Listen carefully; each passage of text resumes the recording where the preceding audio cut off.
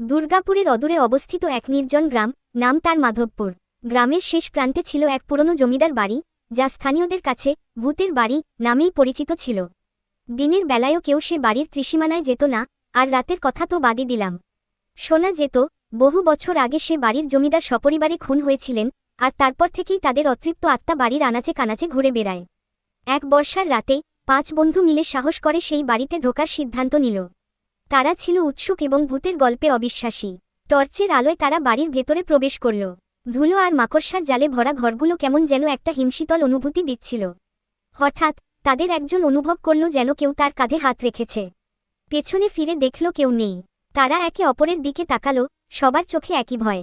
এরপর শুরু হলো অদ্ভুত সব ঘটনা। কোত্থেকে যেন ভেসে এল নারীকণ্ঠের কান্নার আওয়াজ, কখনো বা বাচ্চাদের খিলখিল হাসি। দরজার পাল্লা আপনা আপনি খুলছে আর বন্ধ হচ্ছে। তাদের ভয় বাড়তে লাগল। একসময় তারা দেখতে পেল লম্বা করিডোরের শেষ মাথায় একটি আবছা ছায়ামূর্তি তাদের দিকে এগিয়ে আসছে। ভয়ে তাদের গলা শুকিয়ে গেল। তারা আর এক মুহূর্ত অপেক্ষা না করে প্রাণপণে দৌড় লাগালো বাড়ির বাইরে। সেদিন থেকে সেই 5 বন্ধু আর কখনো ভূতের গল্পে অবিশ্বাস করেনি। মাধবপুরের ভূতের বাড়ির গল্প তাদের মুখে মুখে আরও ছড়িয়ে পড়ল, আর সে বাড়িটি হয়ে রইল পশ্চিমবাংলার এক ভয়ঙ্কর ভূতুড়ে স্থান।